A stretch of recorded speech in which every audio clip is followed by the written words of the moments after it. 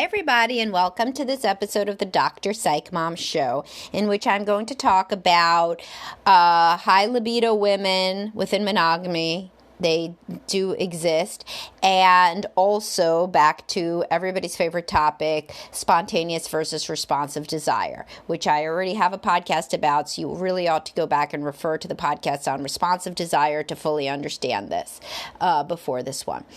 Before that, though, please do subscribe. I have a great one most recently about how not to yell at your kids because then you won't get laid. And then I have another one about are people with daddy issues different from people with mommy issues and what those really mean and the overlap, etc., etc. I mean, I just have loads of content. Also, please do follow me on TikTok, because if you had followed me on TikTok, you would have already known a kind of a 60-second sound bite of this entire podcast.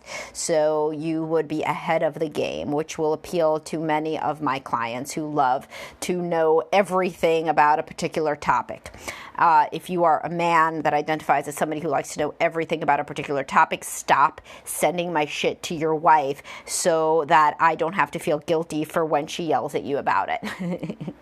Because if you're inundating her with all of my shit, that is not what I ever intended. I meant like share a podcast every couple of months, you know, not like say, here's like the top 10 Dr. Psych Mom podcasts. And by the way, we can also see her for couples counseling on Tuesday, because she isn't going to want to do that. So stop inundating and refer back to the Preoccupied Attachment Husband podcast if you are somebody who has been doing this.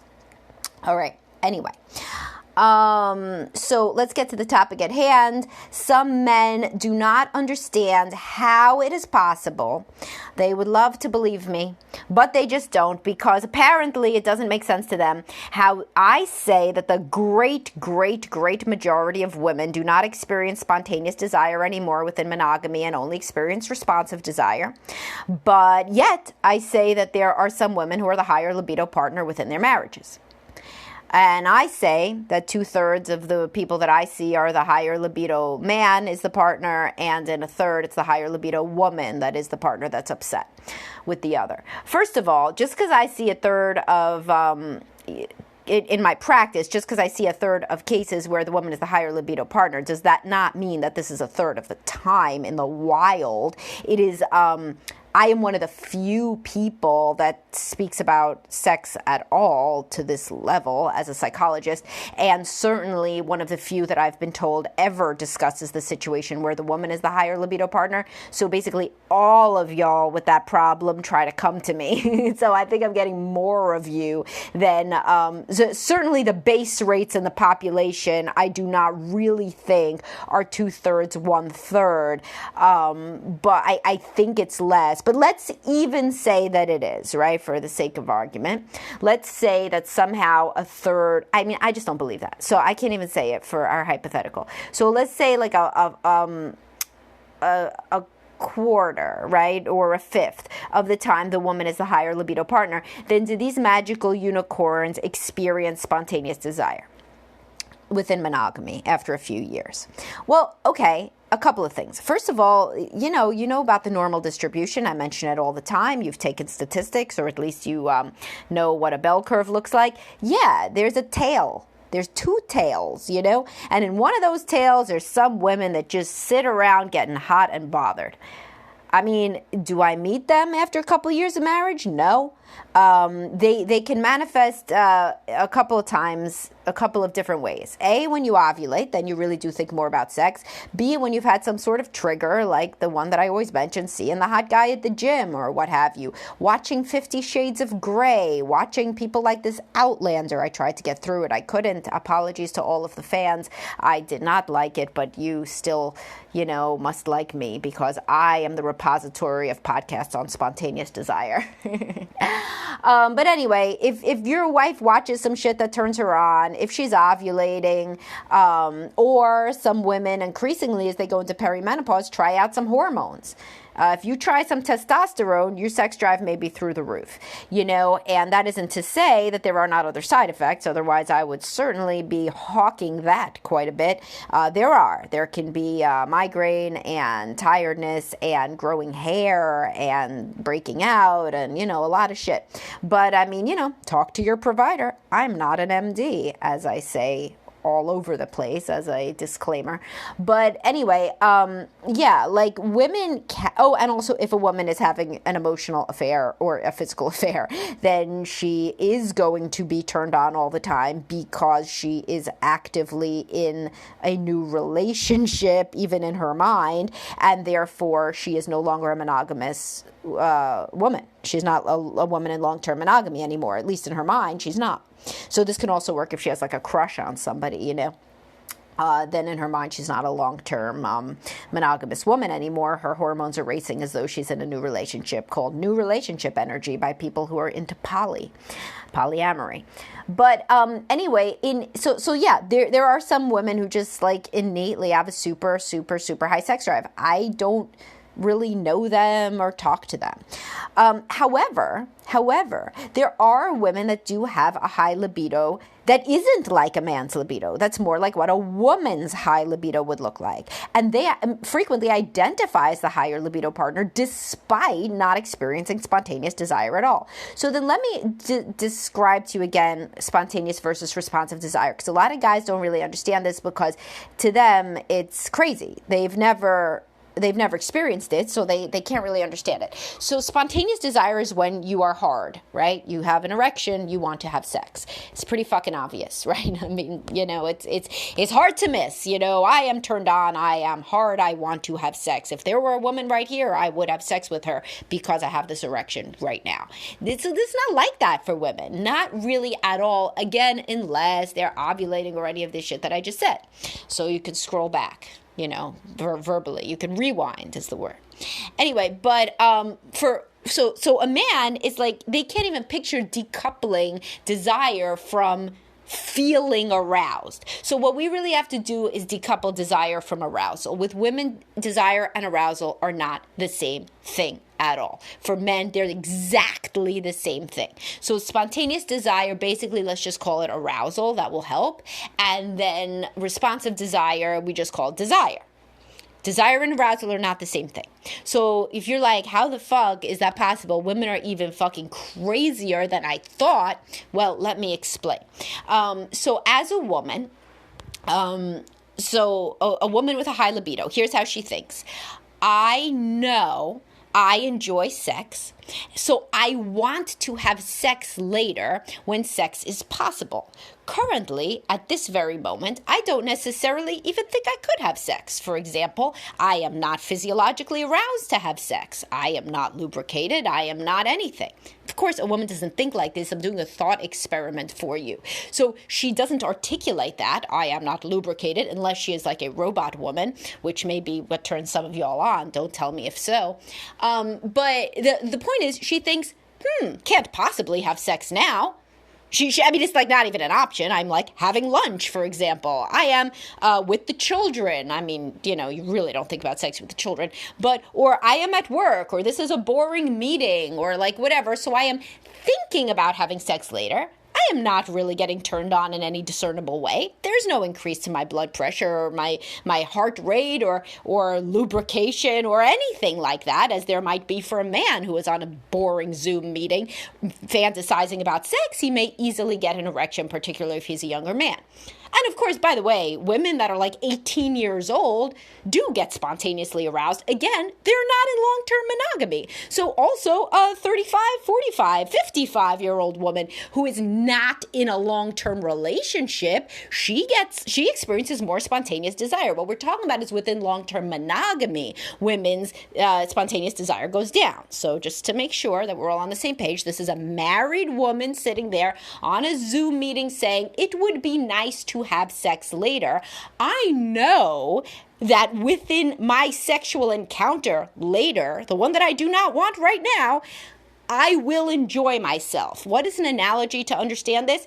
Your wife feels tense and her muscles hurt, so she schedules a massage if you are too lazy to do it for her.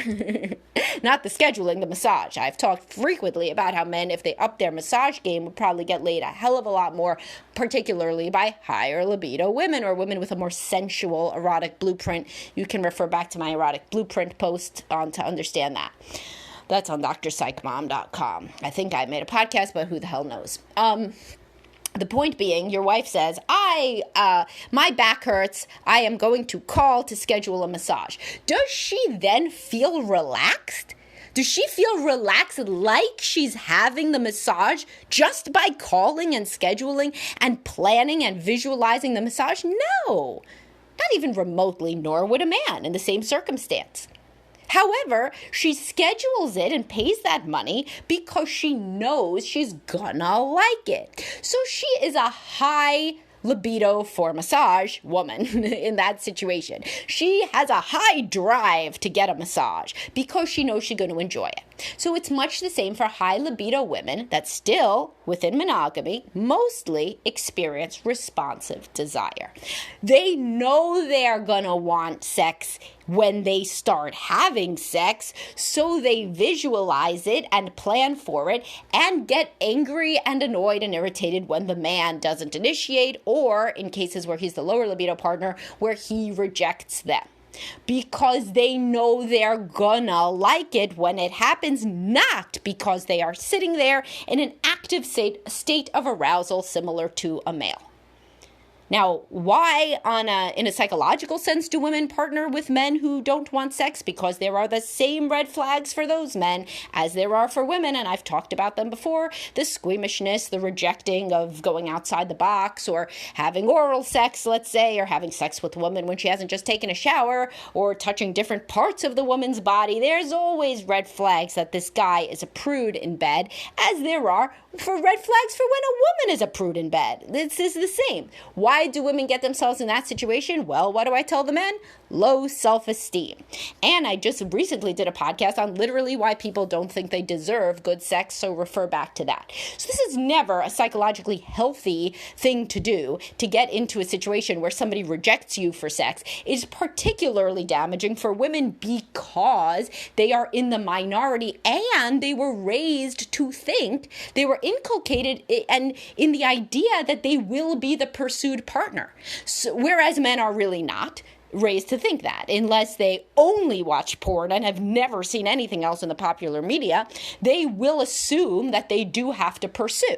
Whereas women are trained by the popular media that they should not. So think about the low self-esteem and how strong your feelings of low self-esteem would have to be to go in opposition to everything you've been trained to think. To be the woman who thinks that they do not deserve to be pursued, and they are with this guy who barely touches them, who needs to get drunk to have sex with them, and only after they brush their teeth and take a shower and whatever the hell. And I hear all sorts of things in counseling. So these are real. These are signs that a man is a lower libido man when he has all of these restrictions around sex and how to think about sex and how to talk about sex and when to have sex. Why would a woman get into that sort of situation, a woman with a healthy, strong libido? Because she doesn't think she deserves any different. Because of self-esteem issues originating in her upbringing, as I have discussed ad nauseum, but will continue to do so because it is so relevant for people to understand why they get themselves into these no-win situations. Women more than men, because again, why? Not because of the patriarchy or anything, because literally they are inundated with more data from the time they were tiny and looking at fairy tales that says some man is going to pursue you and want you, and then they do not think, I guess the odds are with me. I guess I should get rid of this guy that doesn't want sex and go on to another one. Instead, they think, yeah, maybe for those other women. Not for me, though. Things don't work like that for me. I'm not very pretty. I'm not very appealing. So I guess I'll be with this guy that only does it in the dark when he's drunk, after he's watched porn, and after I've gone down on him for a little bit first. So women with higher libido partners are the norm, and the women who are the higher libido partner themselves are not. And of course, this can happen later on. I'm not saying that you're like freaks or something. I'm saying like this happens in a fair amount of cases. But since you've been told for your entire life that men in general tend to pursue women in general, the fact that you would go against this indicates a low self-esteem issue. Is just fairly obvious. And also, some women will say, but he was really, really into sex, and then he stopped being into sex. I mean, he was pursuing me all over the place, and it's just in recent years. Yeah, sure, men get depressed. They're people too. Men experience low testosterone. Men go through shit. They lose their job. They feel emasculated in other regards, and they have tremendous marital dysfunction that makes them not want to have sex. So yes, there are some men who transform from a very high libido, open-minded sexual entity into something that just curls up on the couch and doesn't want sex. That's true. But it's very rare for there not to have been red flags about this early on that you ignored because of the low self-esteem issues and or lack of understanding or knowledge about sex. And also, in this situation, it is... It doesn't happen all of a sudden, it's gradual. So many people, their self-esteem prevents them from kind of acknowledging what a problem this is. And the very first time the guy rejects them from saying, what's the matter? What's wrong? That makes me feel terrible. They just kind of like roll with it and roll with it and roll with it until it's like 10 years later and they're in a totally sexless marriage. So there's different ways that these things happen, and I'll tell you, having high self-esteem does not usually concord with a woman remaining in a relationship with a man who is the lower libido partner. And I tell any woman that is dating, do not marry a man who wants less sex than you do. This is not a good sign. This is not going to go well. Is your desire as a woman going to remain spontaneous within monogamy? No, it is going to just switch over to responsive in 90+% of cases. And then it's even more important that you have a man who's open-minded and sexual to pursue you a bit when your natural levels of spontaneous desire / arousal, as we're now going to frame it, decrease. Because then you are going to need more of a push of the man to pursue you, even if you still are somebody who intellectually can be like, I'm going to like sex later. I should have sex later because I end up liking it. You are still, because of the absence of arousal / spontaneous desire, going to appreciate it if a man shares the task of being the initiator. Because if you're just not super aroused, then it is hard to be the initiator, even if intellectually you know that you're going to end up liking it.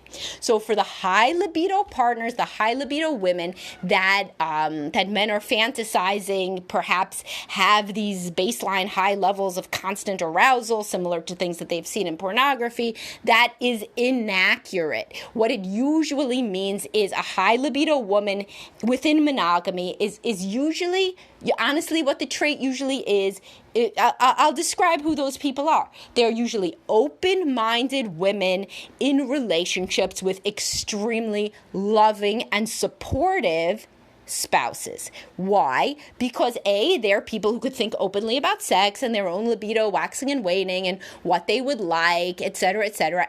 And they're open-minded and direct, really should go along with that.